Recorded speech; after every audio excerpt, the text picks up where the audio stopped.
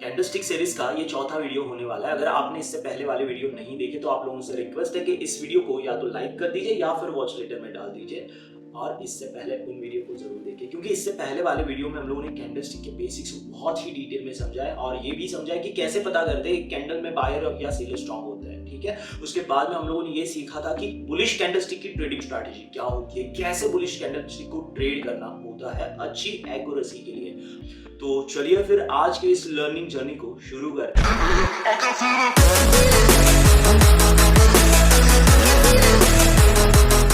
दोस्तों, अगर आपने हैमर कैंडल को समझा है अच्छे से तो हैमर कैंडल को हैमर क्यों बोला गया था? क्योंकि वो एक हथौड़े की तरह दिखती है। तो क्या ये हथौड़े की तरह नहीं है? हाँ बिल्कुल है, लेकिन उसी वाले हैमर को अगर आप उल्टा कर देंगे, यानी उस हैमर की इन्वर्टेड इमेज अगर आप देखेंगे तो क्या बोला जाएगा? उसको इन्वर्टेड हैमर नहीं बोला जाएगा। और क्या ये कैंडल जैसे आप अभी स्क्रीन पर देख रहे हो, क्या आपको कुछ वैसे ही नहीं दिखाई दे रही है?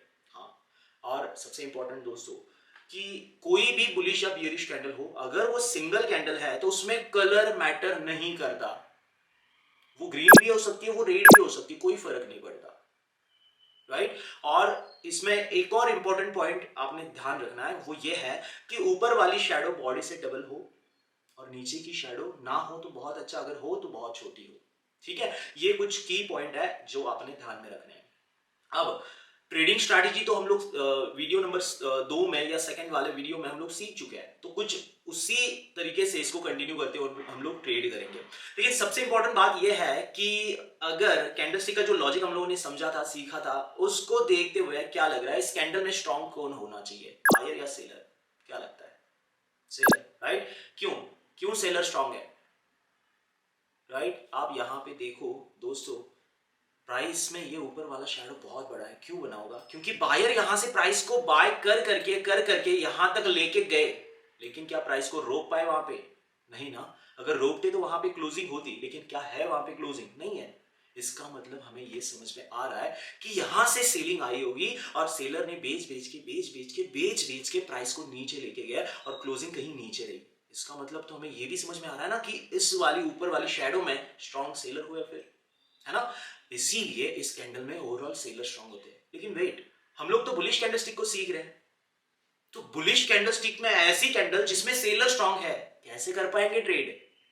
चलिए इसका भी लॉजिक समझते हैं सबसे पहले, उसके बाद चलते हैं कि कैसे इस कैंडल को ट्रेड करना होता है। तो दोस्तों, अगर आप ध्यान से देखेंगे यहाँ पे, तो ये कैंडल में यहां तक बायर प्राइस को लेके आए थे और यहां से यही वो पॉइंट है जहां से सेलर बायर के ऊपर हावी हुआ है, भारी हुई है या स्ट्रांग हुआ है, हम लोग ये बोल सकते हैं।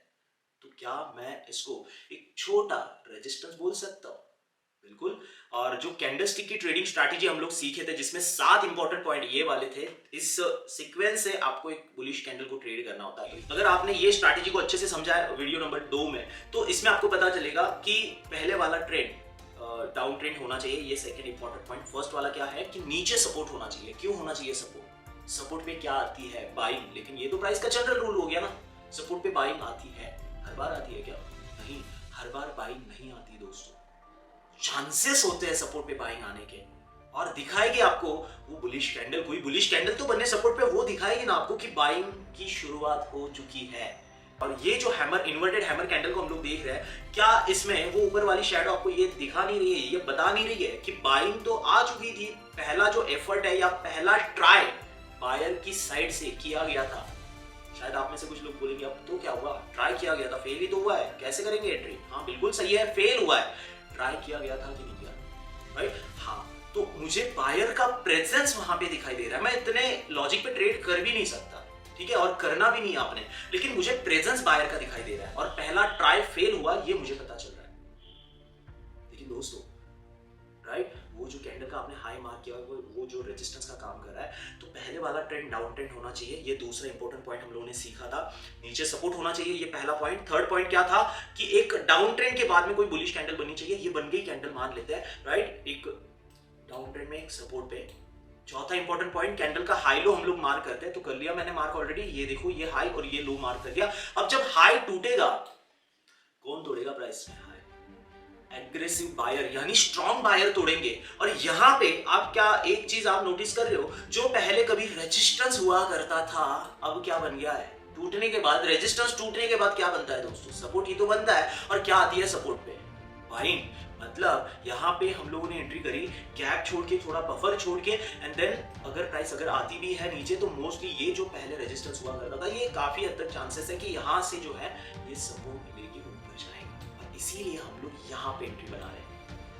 अब मुझे बायर का जो सेकंड अटेम्प्ट किया गया बाइंग का, और यहाँ पे जो पहला वाला छोटा रेजिस्टेंस जो बना था इसी कैंडल में, वो टूट गया, इसीलिए मैं एंट्री कर रहा हूँ, क्योंकि मुझे इसमें दो तीन चीजें ये दिख रही है कि फर्स्ट जो रेजिस्टेंस है वो टूट चुका है, रेजिस्टेंस टूटने के बाद सपोर्ट बनता है, फर्स्ट इंपॉर्टेंट पॉइंट। सेकंड, इसमें बाइंग का पहला अटेम्प्ट फेल हुआ था, सेकंड अटेम्प्ट सक्सेस इसलिए हुआ क्योंकि पहले वाला जो बाइंग का अटेम्प्ट था उसके भी ऊपर प्राइस को लेके जाया गया, और यहाँ पे बायर लोगों का एग्रेशन मुझे दिखाई दे रहा है। और अगर इसके साथ आप, जैसे हम लोग धीरे धीरे एक एक चीजें सीखेंगे, अगर आप वॉल्यूम देखते हो या फिर अगर ऑप्शन का वो स्टॉक है या फिर कोई इंडेक्स है, अगर ऑप्शन चेन का कंफर्मेशन ले लेते हो तो और भी एक्यूरेसी आपकी अच्छे से बढ़ सकती है, जिसको हम लोग बाद में सीखेंगे डेफिनेटली। लेकिन यहाँ पे एंट्री कब कर रही है? कैंडल का हाई टूटने के बाद थोड़ा सा गैप छोड़ करके ऊपर की साइड में। अब दोस्तों एंट्री तो होगी, सबसे पहले क्या रखते हैं, टारगेट या stop loss? Obviously stop loss पहले रखना है। तो क्या थी हमारी वो कंडीशन? फिफ्थ नंबर की एंट्री तो हो गई फिफ्थ में, सिक्स नंबर की कंडीशन क्या थी हमारी कि स्टॉप लॉस कैंडल के नीचे रखना होता है। सिर्फ कैंडल के नीचे नहीं, यहाँ पे एक कंडीशन है कि कैंडल का जो लो है जो आपने हॉरिजॉन्टल लाइन में मार्क किया है उसके नीचे जो सपोर्ट है, इन दोनों के भी नीचे। और इसमें एक और एडजस्टमेंट बता रहा हूं, अगर आपको फ्रेश प्राइस एक्शन में ऐसा कुछ दिख रहा है कि अभी अभी प्राइस नीचे आई थी और यहां तक अभी फ्रेश लो बनाया हुआ है ये वाला, और सपोर्ट यहां पे था आपका पहले से बना हुआ ये वाला, और आपका कैंडल का लो ये वाला, दोस्तों एक बात का ध्यान आपने यहाँ पे ये रखना है कि ये जो तीनों एक सपोर्ट का काम कर रहे हैं, इन तीनों के नीचे आपने रखना है स्टॉप लॉस को। क्यों? इसलिए देखो यहां से आप एंट्री कर रहे हो, ये जो आपका एंट्री पॉइंट है ये वाला, राइट, मैं यहाँ पे एक एरो आपको बना के देता हूँ, राइट, ये हुई आपकी एंट्री। तो क्या यहाँ से गारंटी है किसी बात की कि प्राइस ऊपर ही जाएगी? नहीं ना, मार्केट में किसी चीज की गारंटी नहीं है, चांसेस है बहुत ज्यादा, राइट। लेकिन अगर आप गलत निकलते हो तो दोस्तों अगर आप गलत निकलते हो, आपकी यहाँ पे एंट्री होगी और यहां से अगर प्राइस नीचे आना शुरू करती है तो आपको दिख रहा है अभी अभी जो कैंडल का लो बना हुआ है जहां से बाइंग आई थी वापस आएगी। ये लोग अपना इजीली लॉस नहीं देंगे ना, तो कोशिश तो करेंगे वो अपनी पोजीशन को बचाने की, है ना। तो यहाँ पे बाइंग आने के चांसेस बनते हैं।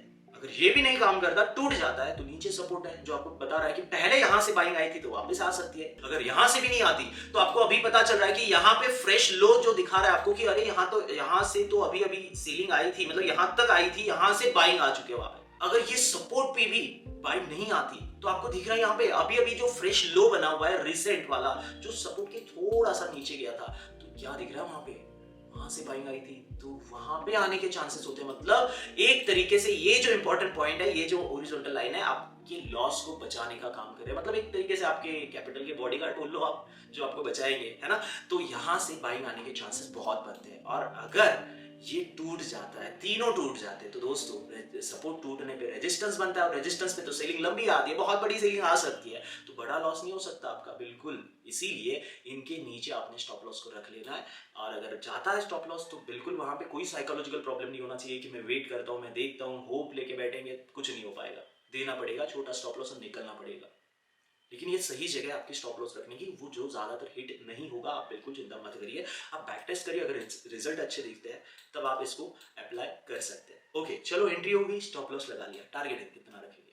तो हम लोगों ने स्ट्रैटेजी में सीखा है टारगेट नीचे, सातवां इंपॉर्टेंट पॉइंट, स्टॉप लॉस का 2 गुना। स्टॉप लॉस का 2 गुना टारगेट आपने रखना होता है। आप एग्जिट हो सकते हो, या फिर अगर आप थोड़े से एक्सपीरियंस हो, स्टॉप लॉस को ट्रेल कर सकते हो, आपको पता है ट्रेलिंग क्या होती है, तो फिर आपने ट्रेल डेफिनेटली करना चाहिए। अगर नहीं तो फिर आप 1:2 लेके, जो कि एक अच्छा रिस्क टू रिवार्ड रेशियो है एज अ बिगिनर, मतलब एक बिगिनर के लिए मैं बोलूंगा, तो बिल्कुल आपने वो लेके निकल जाना चाहिए। तो कुछ इस तरीके से आप इन्वर्टेड हैमर कैंडल को ट्रेड कर सकते हैं। लेकिन अब देखते हैं चार्ट में क्या सच में काम करती है।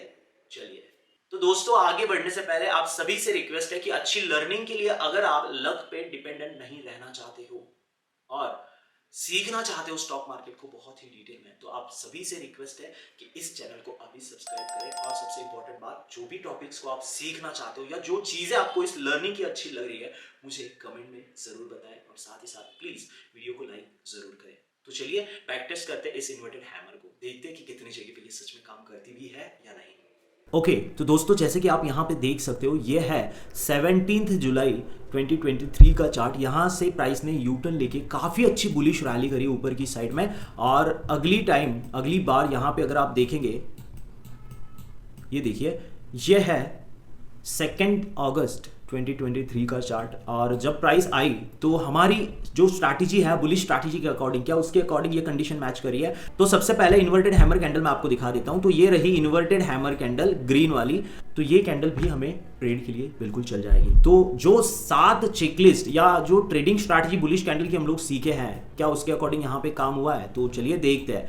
दोस्तों क्या थी पहली कंडीशन कि नीचे सपोर्ट होना चाहिए, जो कि मैं दिखा चुका हूं। क्या ये सपोर्ट था? यस बिल्कुल।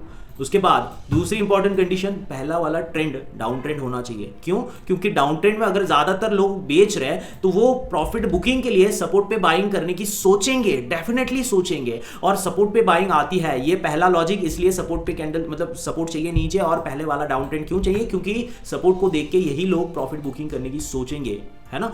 और थर्ड इंपॉर्टेंट कंडीशन, एक डाउन ट्रेंड में एक सपोर्ट के ऊपर बुलिश कैंडल बननी चाहिए। तो ये बन गई बुलिश कैंडल। अब क्या करते हैं हम लोग? कैंडल का हाई और कैंडल का लो मार्क करते हैं, जो मैंने कर लिया, और हाई टूटने पे हम लोग एंट्री करते हैं थोड़ा सा गैप छोड़ के, यानी बफर छोड़ करके।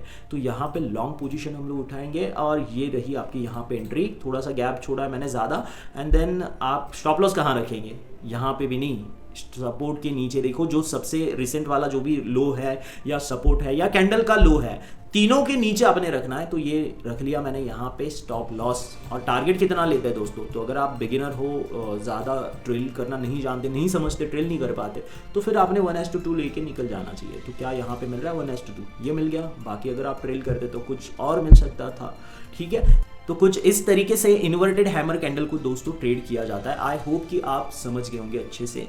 और इसके बाद वाला वीडियो जो है वो मॉर्निंग स्टार के ऊपर आने वाला है। और दोस्तों अब जो है वीडियो कंसिस्टेंटली आते रहेंगे चैनल पे, सो प्लीज़ बने रहिए, वीडियो देखिए, सीखिए स्टॉक मार्केट को। और अगर आपको कुछ चीज़ें अच्छी लगी है तो कमेंट में बताइए। साथ ही साथ वीडियो को लाइक करके चैनल को भी सब्सक्राइब ज़रूर करें। थैंक यू, मिलते हैं अगले वीडियो में।